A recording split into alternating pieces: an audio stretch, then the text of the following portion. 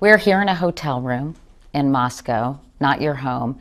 No reporters have interviewed you in person at home. Why is that? Well, given my situation, right, I'm kind of in a, shall we say, less stable environment than most people are. I don't like to bring people to my home because I don't know who they are, who's coming with them, and we have to remember that technically my government, right or wrong, considers me to be a fugitive in exile, right? There's still technically a manhunt that's following me around wherever I go. So I don't really want to make life any easier for people who are trying to silence me. Do you think U.S. officials know where you live? Know where you are? I think they have a general idea. At this point, after 3 years, if they can't figure it out, they're probably not doing their job very well. But I don't think they know specifically where I am. I'm pretty careful. Do you but move I could around? be wrong. Do you move around from apartment to apartment, or do you No, stay in I'm one not place? like on the Underground Railroad or anything like that. I just try to live a careful and quiet, kind of humble life. And I don't want to be uprooted by publicity and reporters outside my home. Definitely not agents outside my home. Do you live in Russian government housing? No. How do you afford your rent? I speak a number of different places. I've been incredibly fortunate to enjoy as much support as I have. When I came forward, I expected to be entirely alone. I didn't really have a plan for the day after. My only focus was working with the journalists to get the truth of what was going on in violation of the law back into public hands. So I've really had to sort of build the airplane as it's falling, but we've reached a point where actually we're flying. Can you walk around freely the streets of Moscow and not be recognized? I walked here. Are you ever recognized? I am sometimes. It's funny, actually. If I walk out on the street, people have no idea who I am. If I walk into a computer store, everyone in the store will immediately recognize me. I think it's one of those things like the way your brain catches on to the associations. It's been more than 3 years since you arrived here in Moscow. If you could use one word to describe those 3 years, what would it be? Surprising. I think most Americans, particularly ones who, like myself, worked for the CIA, the NSA, they have a very particular view of Russia. I was terrified to come here because I didn't expect to stay, and I got trapped. But since I've been here, I've been very successful, actually, in avoiding government entanglements. I was really afraid that they were going to pressure me, they were going to follow me around. And of course, I've said before in sworn testimony that they did try in the airport. But I had a journalist with me, and I gave them the stiff arm, and I said, look, guys, I don't have any information, I don't have any documents, I'm not going to cooperate. And surprisingly, I think due to the political complexities of the situation, they had a tough choice. They went, we can either try to lean on this guy, right? Or we can leave him alone, and for once, maybe Russia will get some good PR out of this. Now, I think the most surprising part of this is not the fact that the government has left me alone for the most part,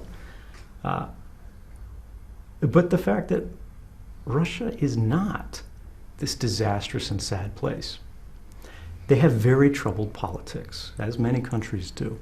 And there are a lot of reforms that I feel, as an American, desperately need to be made. But it's a beautiful country. And the regular people who are going about their lives every day want the same things that we as Americans do. And it seems like that should be obvious, but for me, and I think many others, it really wasn't. A lot has changed since you've been here, and as you know, we have a new president-elect. What do you think of Donald Trump? I try not to. But I think we all have to.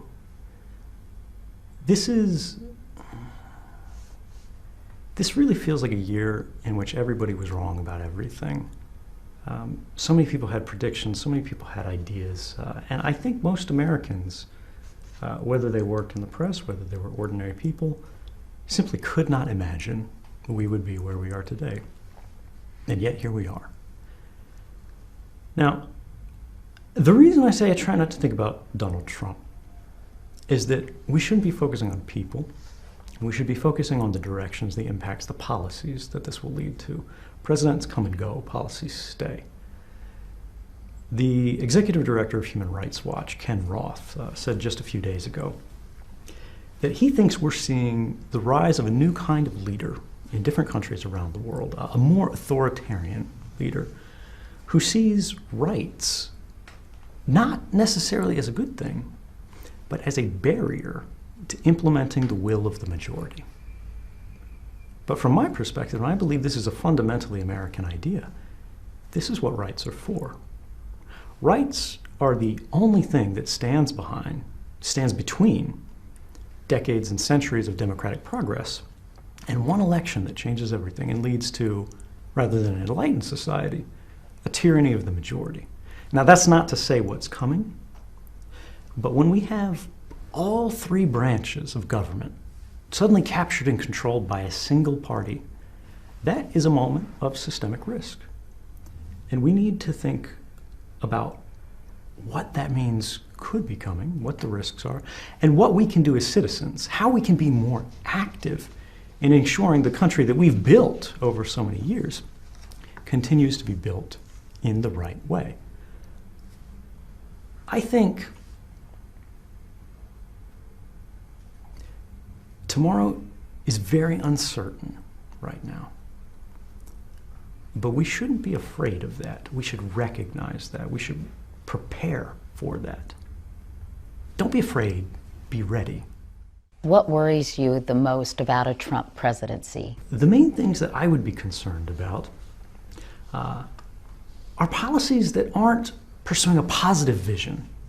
They're not thinking about what America is really about and how to improve it, but how to retaliate against a small group, a vulnerable population, a particular class. To me, these don't seem like particularly American directions to be heading. Now, this is not to say that I don't want this president or any other president to be successful. In fact, I want every president to be successful in building a better America. But we need to make sure that that's what's happening. And we can't trust that that will happen. We can't wait for somebody to do that. If we want to be in a better America, we have to do it ourselves. Right before the election, you tweeted, quote, "There may never be a safer election in which to vote for a third option." Yeah. Any regrets about that tweet? You know, this is one of those things where I said, everybody's been wrong. I was referencing the New York Times front page when I made that tweet, where they said Hillary Clinton had a 93% chance of winning the election. And I believed the statistics. I was certain she had this in the bag. And because of that, it seemed like everything was open, the possibilities that were there. The election wasn't even really an election. I was wrong. Do I regret that? I don't think I regret trusting the statistics were right.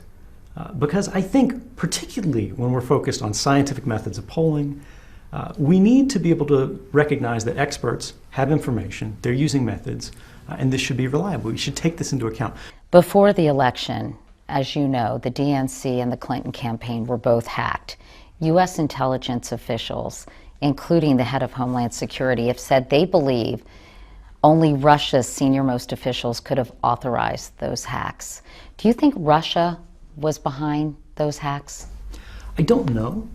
But as somebody who worked in intelligence, I certainly think it's possible. They definitely have the capabilities.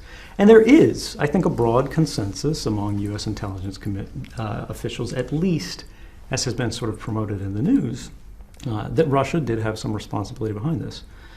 But what bothers me about this kind of conversation is that the last time there was a significant hack that affected the United States that we believed had an association to a nation state, it was the Sony hack, which we said North Korea was behind. The FBI immediately released evidence that they believed proved that they were behind that attack. We haven't seen that here. And I think if we're going to have this conversation, it should be evidence-based.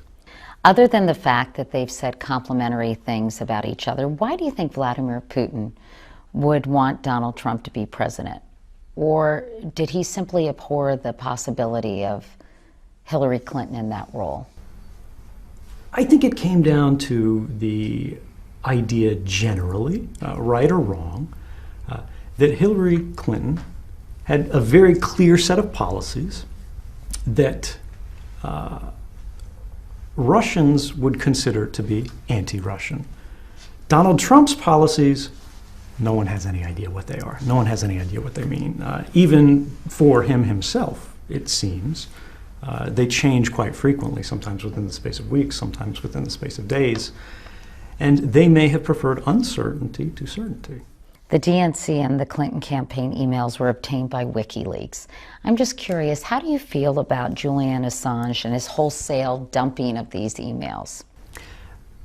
They have a very different policy than I followed in my work with journalists. But they have taken a position, they sort of embody a belief, that the only way they can prove the authenticity of these documents is to release them in what they call a pristine, untampered condition. From my perspective, I was in a very different position because, of course, this was not an anonymous leak. I came out behind them. I said, these are from the NSA, this is who I am. And immediately we knew they were real because the government came after me with many charges and threatened to put me in prison for the rest of my life. But I felt that this was a risk worth taking for me because there would be no question as to the authenticity of the documents, which gave me room to instead focus on how can this information be revealed in the most responsible way to fully mitigate any potential, actual, or theoretical risks that could come as a result of this journalism. And I'm very proud of the way that we did that, and I'm very comfortable with the decisions that we made. Let's talk about your pardon now. The Pardon Snowden campaign launched in September, led by backers like George Soros, Twitter CEO Jack Dorsey, the ACLU.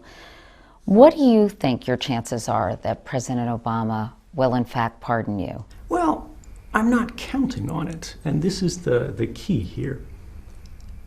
The possibility for a pardon, it seems to every expert who's looked at this issue, has never been more likely. And this is a surprise to myself more than anyone else, I think. Why do you say that?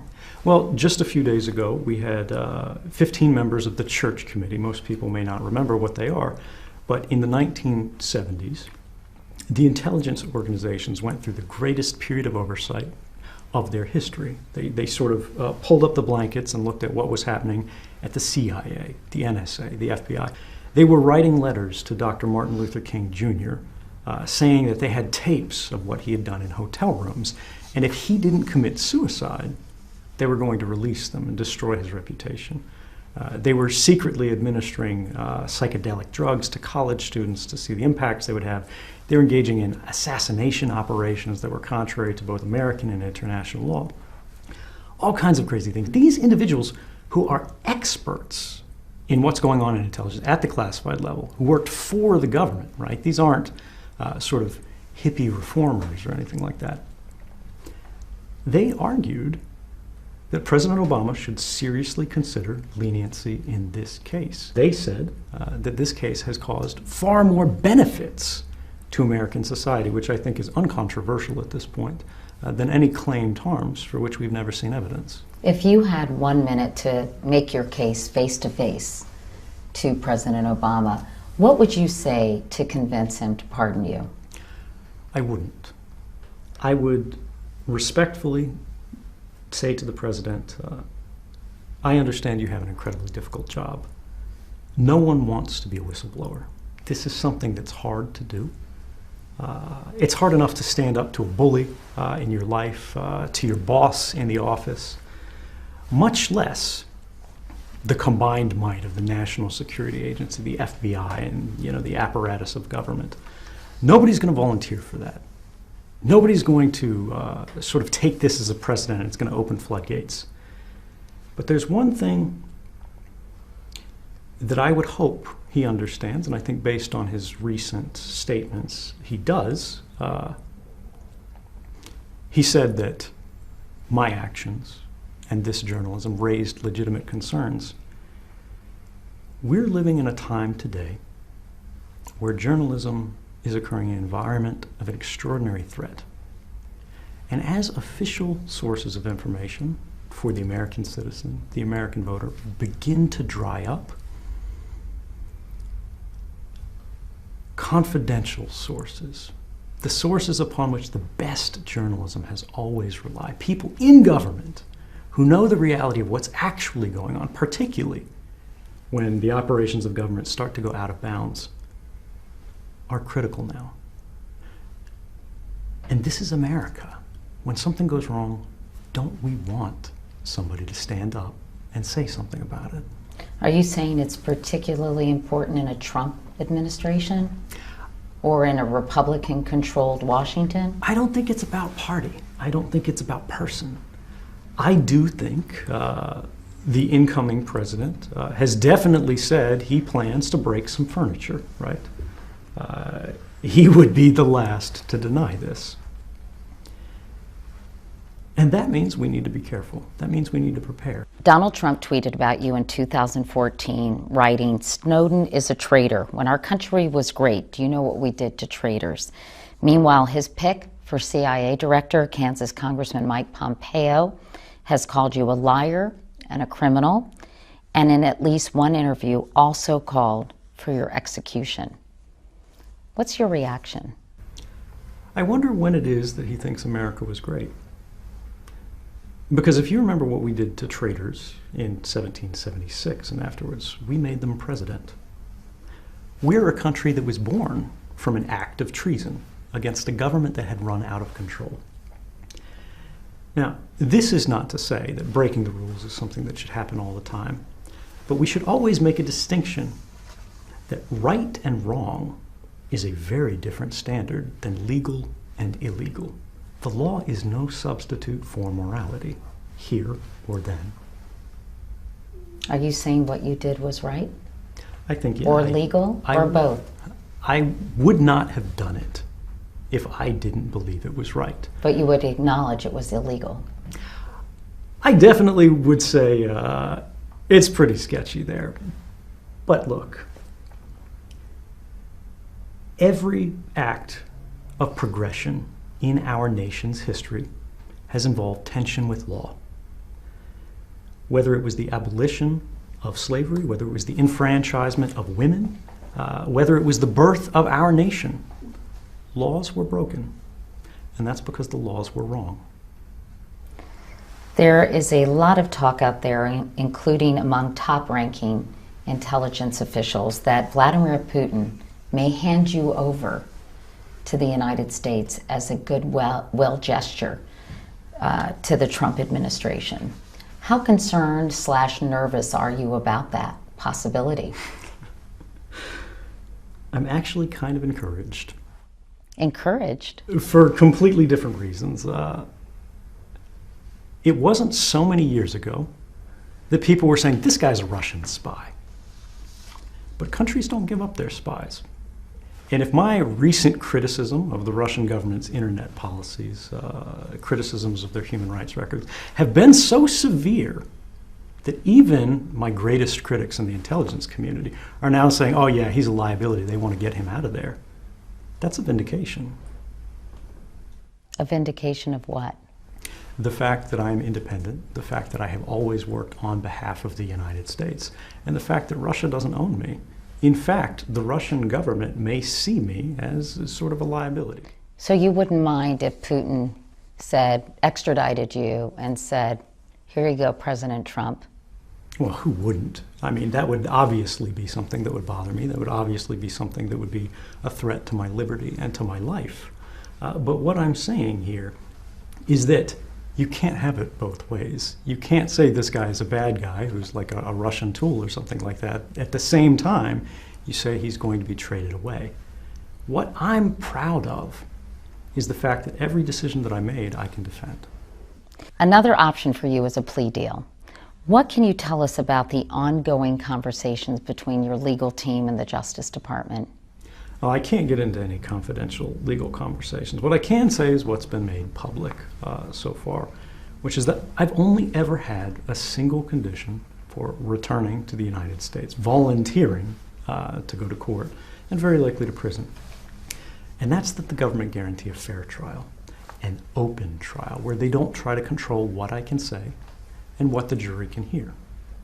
They've never agreed to this, and in fact, even though we've made that our grounds, they've responded with only a single promise, and that's they say, we won't torture you. You don't believe you'll be able to get a fair trial in the United States? It's not possible to get a fair trial under the laws with which I've been charged. The Espionage Act of 1917 you're referring to. That's correct. This is a law which prohibits an individual who's charged with this crime from telling the jury why it is that they did what they did. This is fundamentally against the idea of a fair trial. If you can't explain yourself to the jury, why have a trial at all? How much prison time would you be willing to serve? I don't put a number on it. Instead, I look at it from a very different perspective. We're going into a world, again, we're here now, where whistleblowers are more important than ever. What kind of a message would I be sending if, in perhaps the most responsible case of modern whistleblowing that we have now, where no clear harm has occurred that's been demonstrated by evidence, but clear public benefits have occurred. The President of the United States himself said, this conversation, started by the NSA revelations, started by me, has made us stronger as a nation. Congress passed the first significant reforms to U.S. intelligence laws in more than 40 years. The courts themselves found the documents that I revealed showed unlawful and likely unconstitutional activities on the part of the government. Given all of that, given how much we've benefited, if I go to prison for the rest of my life, what's that going to do for the next person who sees something illegal, who sees something unconstitutional, and realizes they may be the only one who can do something about it? Chelsea Manning is serving 35 years in prison. Why shouldn't you? I think the right answer to look at here is, why is Chelsea Manning in prison for 35 years? Is this a just sentence? This is an individual who revealed unambiguous war crimes. There are some arguments that say she went too far. Maybe she released too much. But what we know now is that information was released in 2009. We're now in 2016. And with each passing year, it gets harder and harder to demonstrate any real harm that came as a result of these disclosures. But the benefits are clear. She's tried to take her life twice this year. Has she not suffered enough? Potentially, what would a plea deal look like for you? You know, I'm not actually sure because I'm not a lawyer. But the idea here is, when most people who are involved in government or the intelligence community are involved in some sort of case where the government goes, this person was acting in good faith, they were trying to do right by the American people, but they did break the law, no charges are ever brought, or they're brought very minimally. Perhaps the best known case in recent history here is General Petraeus, who shared information that was far more highly classified than I ever did with journalists. And he shared this information not with the public for their benefit, but with his biographer and lover for personal benefit. Conversations that had information, detailed information about military special access programs that's classified above top secret, conversations with the president and so on. When the government came after him, they charged him with a misdemeanor. He never spent a single day in jail, despite the type of classified information he exposed. when we had the most senior intelligence official in the United States, General James Clapper, who lied to the American people and all of Congress on camera, under oath, in the Senate in a famous exchange with Ron Wyden. Does the NSA collect any type of data at all on millions or hundreds of millions of Americans? No, sir. It does not. Not wittingly. There are cases where they could inadvertently, perhaps, collect, but not wittingly. He wasn't even charged. But giving false testimony to Congress under oath, as he did, is a felony. It's typically punished by 3 to 5 years in prison. Are you suggesting there's a double standard between high-ranking officials and lower-level employees such as yourself? I'm not sure I'm suggesting it. I think everyone's aware of it. We have a two-tiered system of justice in the United States, where people who are either well-connected to government or they have access to an incredible amount of resources get very light punishments. The House Permanent Select Committee on Intelligence conducted an exhaustive 2-year investigation into your actions. In a letter to President Obama, the committee wrote, quote, "He's not a patriot, he's not a whistleblower, he's a criminal." What's your reaction to that characterization? I would say it's funny how quickly the president himself distanced himself from this report in his recent remarks by saying that Mr. Snowden raised legitimate concerns. But in direct response to this report, I won't actually say anything. Instead, I'll use the words of 3-time Pulitzer Prize-winning journalist, one of the most respected in the United States, Barton Gellman of the Washington Post, who has seen the material that I turned over and knows that, in fact, that was not true. He found that 4 out of the 6 claims that the Intelligence Committee made in this report were verifiably false. He had the evidence to show this. The 5th one was specious at best. And the 6th was that I faked a sick day when I was trying to get out to meet with journalists, which, let's be real, I am completely and totally guilty of. He said the report was not only inaccurate, not only incurious, but trifling. Admiral Mike Rogers, the director of the NSA, told Yahoo News this year that your disclosures accelerated a move by terrorists to encrypted communications and made it easier for them to plan attacks like the one in Paris without being detected. He said, quote, "No one should doubt for 1 minute there has been an impact because of your disclosures." It's funny that he says that because he's also said on the record to journalists that when he looks around, the sky is not falling. The NSA's operations have not been significantly hindered, and they're still very much in business. Moreover, we know for a fact at this point that the Paris attackers were not using encrypted communications, and in fact were using simple burner phones of the type that drug dealers were using back in the 1990s. Even if there is not any specific concrete evidence that your actions aided terrorists, there's also no specific concrete evidence that they didn't. And even Barton Gellman, the reporter you just mentioned, one of the journalists with whom you shared classified documents, said, quote, "I do not share the view of some of his fans that he did no damage at all." Can you at least acknowledge that damage might have been done as a result of your disclosures? I don't agree with him in that regard. What I will say is this. Whenever we're talking about damage without evidence, this is an intentional effort to change the conversation from the concrete harms of these programs that violated the rights of every man, woman, and child in the United States and people around the world, and instead talk about the theoretical risks of journalism. What Barton Gellman was acknowledging there was that, yes, it's possible that officials could have been embarrassed by this. Reputations could have been damaged by this.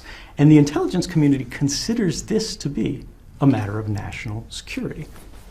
But I would argue there's more to national security than reputation. But aren't we talking, in fairness, more than simply reputations or being embarrassed? Virtually every U.S. security official, current and former, agrees that these disclosures made it more difficult to track the movements of organizations like ISIS and other terrorist groups. I don't agree with that. Now, of course, it's reasonable to presume that these things could happen. Terrorists read the newspaper too.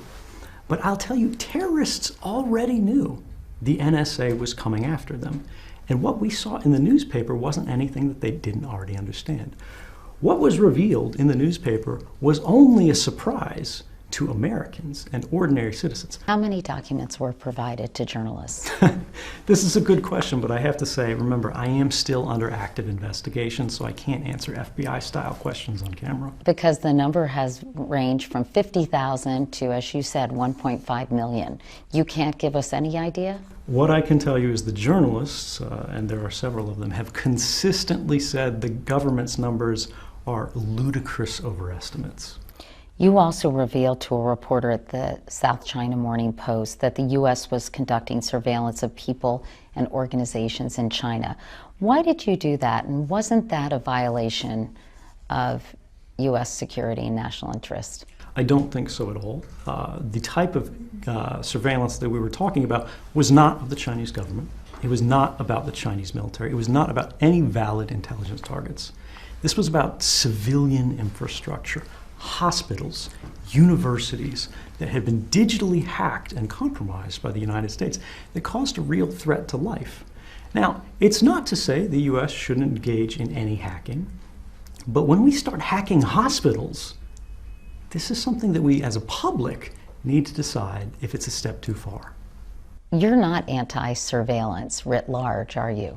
Absolutely not. If it's specifically targeted, if it's authorized by the court, based on a showing of probable cause that the judge says, look, we think this person is up to no good. You've shown evidence that they're up to no good. Go after them. That's how it should be done. I asked about that interview because there's speculation there was some kind of quid pro quo with China. You give us information, you can come to Hong Kong. Well, let's be clear here. I never provided any information to China. The journalist in question was an Australian. Working for the South China Morning Post. They're a freelancer, but yes. So working for a publication in China. Oh, I knew them as an Australian journalist. I didn't know their outlet. So you didn't even know that it was going to be in a newspaper in China? I knew it would be in a newspaper. I didn't know what newspaper. This was not my concern. What about this notion of a quid pro quo, that people think there was some kind of under-the-table deal? Well, it's clear that's not the case, because if it had, I would have stayed in Hong Kong. You arrived in Hong Kong on May 10th, 2013, met with journalists Glenn Greenwald and Laura Poitras on June 1st. There have been some questions about where you were and what you were doing during those 10 days before you met with those journalists. I was in the Mirror Hotel waiting for those journalists. What people sort of miss in this conspiracy theory, it's only held by a few people, is that the journalists weren't able to immediately travel. They had to talk to their newspapers, get permission, they had to get legal backing, they had to get funding, and get their institutions on board to actually travel to Hong Kong. What were you doing during those 10 days, Ed? Waiting for them to come. I was in the hotel room the whole time. In Citizen 4, the tension of those moments in Hong Kong is palpable. You're seen going through a series of security rituals, unplugging phones, covering your head as you type passwords into your computer. You seem keenly aware of a target being on your back. Could you describe those days for us before you went public, what that was like? You know, it's those moments, it's actually difficult to watch them on film because the pressure, the stress was so great that I was almost in a fugue state. You lose your emotional affect. You can't be as high or as low as you normally are. You're only focused on one thing, and that's the mission. Before you left Hong Kong, I know you reportedly went to the Russian embassy. Can you tell me why and what you did there? No, there's a crazy conspiracy theory out there that I was a Chinese spy when I was in China. I'm a Russian spy when I'm in Russia. They say, you know, I'm partying in the Russian embassy, having birthday parties. It's completely wrong. And this is the reason why that wasn't a newspaper report that was carried around the world. Somebody raised this as a conspiracy theory and nobody could confirm it because it didn't happen. After you were granted asylum in Russia in August of 2013, you issued a statement through WikiLeaks criticizing the Obama administration for showing no respect for international and domestic law and thanking Russia. Do you believe Russia has more respect for international law than the United States? No, and I think this is kind of a false choice here. You're saying who's worse? Who do you want to beat up on? Are you going to condemn the United States? No. The United States does wonderful things for human rights in many areas around the world, but we have to remember that nobody's perfect. Russia has a very poor human rights record in many areas, but when they can do something good, when they can actually stand up for the rights of a dissident, shouldn't we applaud them? It's very easy nowadays for a Chinese dissident or a Russian dissident to get asylum anywhere in the world, right? Doors are open everywhere. But I applied for asylum in 21 different countries around the world, all throughout Western Europe, countries like France, like Germany, like Norway, like Sweden. And every time they got close to saying, yes, let's grant this man asylum, phones would ring in the government from the Vice President of the United States, from the Secretary of State, saying, if you protect this man, regardless of whether it's right or wrong, regardless of whether it's lawful or unlawful, we will take some retaliatory action. Should we applaud that? That doesn't mean the United States is some human rights monster, but we should recognize on a case-by-case basis that sometimes we can do right and sometimes we can do wrong. Can you see the irony in you, the poster child for civil liberties and privacy, finding sanctuary in a place that has little respect for either? Absolutely, but let's again look at this. I have been a tireless advocate for the expansion of Russian internet freedoms since I've been in Russia. Russia recently passed what's called the Yarovaya law.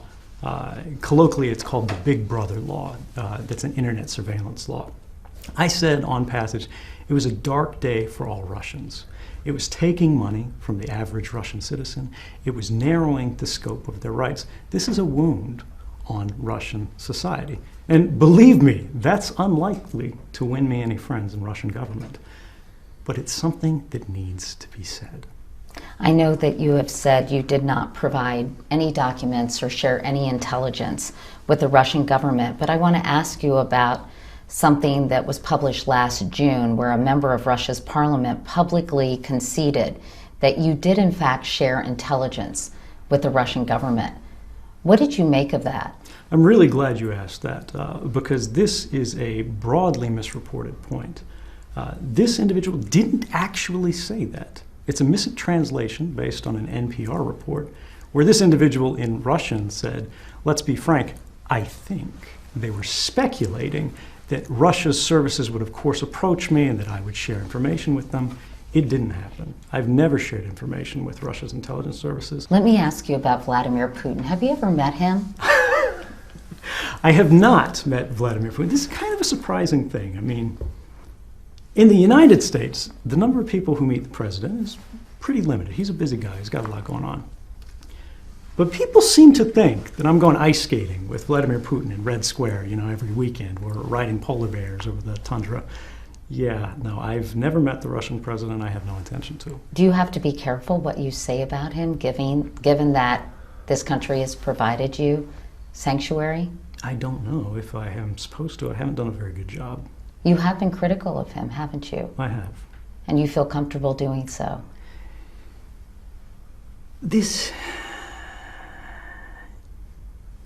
Some people live very careful lives. I haven't done a very good job at that.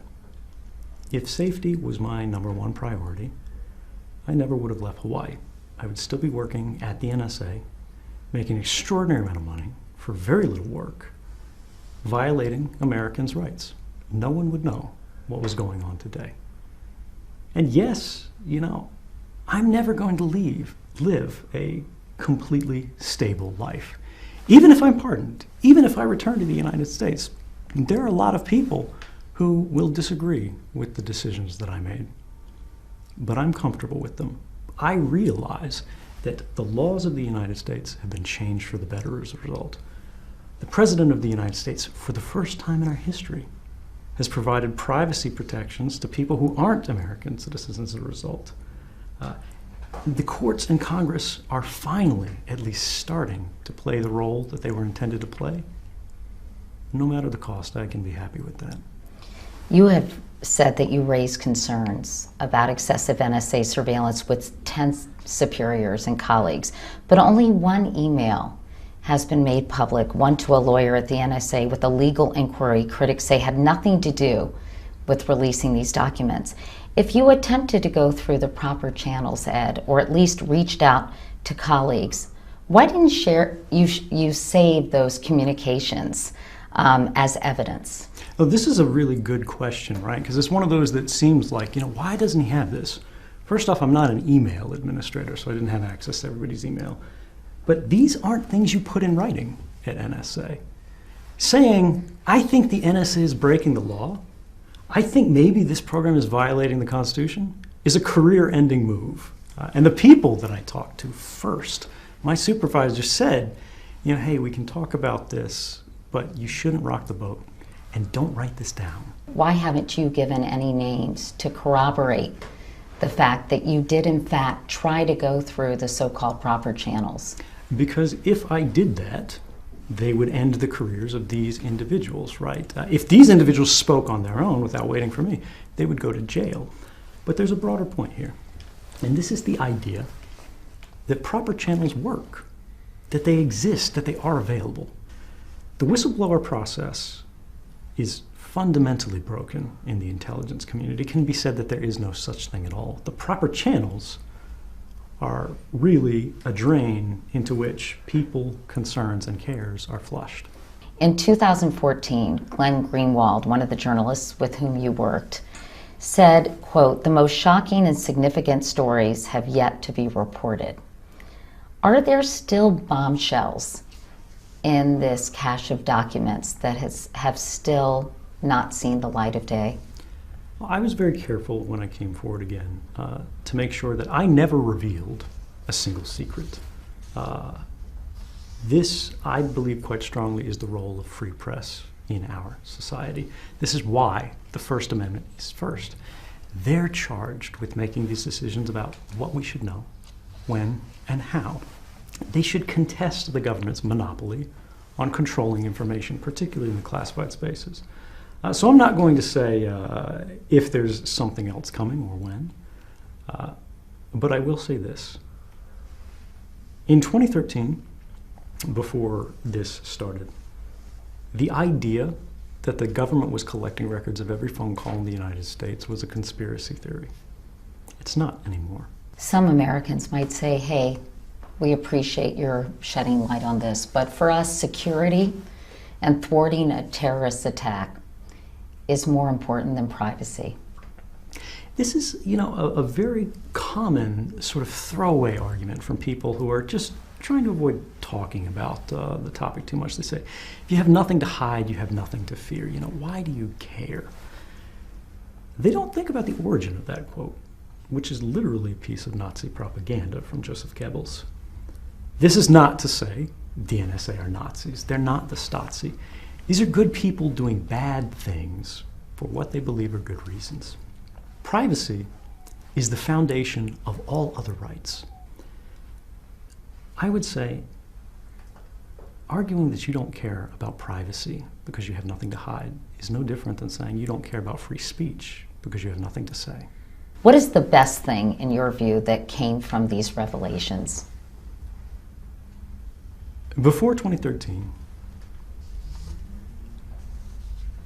I think Americans all felt something was changing, but they couldn't quite put their finger on it when it came to policy, particularly this idea of counterterrorism. We heard terrorism, we're trying to keep you safe over and over again.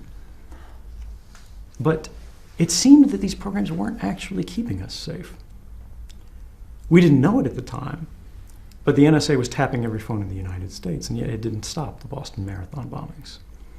We were collecting all of the internet communications as they crossed the border and saw if something was going on, but these were not the things that thwarted terrorist attacks. The things that were effective, the things that worked, were the methods that we always used. Traditional, good old-fashioned police work. The cop on the street who saw someone acting suspiciously. Human intelligence. Exactly. Our founding fathers said, He who would sacrifice essential liberty for a little temporary safety deserves neither and won't get them either.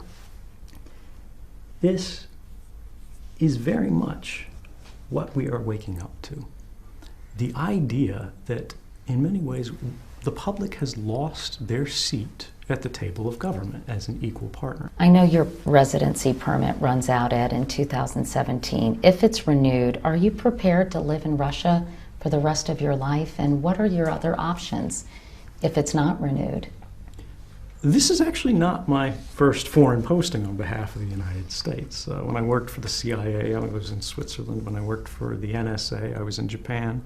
The way I look at it, this is just more of the same. It's a very different situation, and I didn't choose this particular posting. But look, if this is the best way I can serve my country, I'm looking forward to doing it. Lindsay Mills, your girlfriend, moved here in 2014. How is she adjusting to her life here in Russia?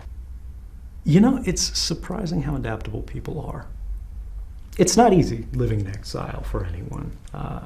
You know, it's not the place where you belong. It's not a language that you studied in advance. It's tough to figure out how to make a new life.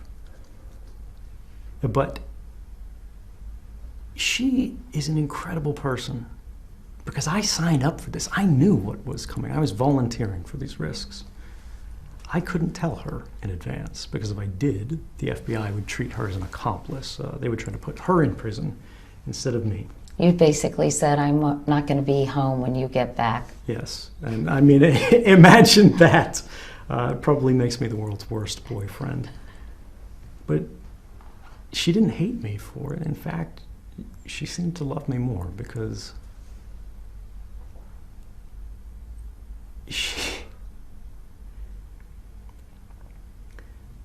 she knew me before I had a job.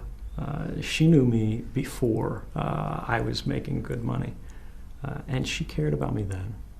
And as I climbed the ladder, as I gained all these clearances, as I became a much more senior and successful individual, she cared about me just as much. But when I lost it all, when I gave it all up, because I saw something wrong, something I believed needed to be said, she said she just fell in love with me all over again. And I can never thank her enough for that. What do you miss most about the United States? Family, of course, that's always the thing. You know, they can come and see me, but you've got all these travel arrangements and logistics. You got to go on an airplane ride. Who doesn't miss that? When you look back at the last 3 years, was it worth it? Absolutely. I would do it again. No regrets? No regrets at all. People listening to this might think, are you kidding? No regrets? Well, I do have to deal with some tough interviews now, but honestly, I'm glad we can have these conversations, and I hope that we work to make an America that never loses the opportunity to do this. Look, journalism is a hard job. I understand that. And I think it's clearer now than perhaps ever before that if we don't make sure that sources and journalists can have these conversations, and not outside borders where you've got to fly around the world to have it, but at home, before we get to this point where it's such a problem, we're losing a lot of what makes us great. Do you think you'll ever be able to convince, Ed, people who have very little sympathy for you, who don't believe you should be walking around a free man here in Moscow, but instead you should be in prison? What do you say to those people who just do not understand your point of view? I'm not going to ask them to trust me. I'm not going to ask them to believe in me, because I think Americans have had enough of people saying, trust us. That was the problem that got us here in the first place. But what I will say is this. In 2013, it was pretty easy to say, we don't know what's coming. This guy probably took a lot of risks. This is really irresponsible. This is going to cause harm. But in 2016, these officials have had every opportunity to show evidence that harm came as a result. and they haven't. Do you really think if the government can show somebody was hurt, a program was damaged, we've gone dark and can't track dangerous people, they wouldn't leak that criticism? That wouldn't be on the front page of the New York Times by the end of the day. I don't think so. And I hope maybe in time you'll think the same. Ed Snowden, thank you so much for spending all this time talking to us. We really appreciate it. Thank you very much.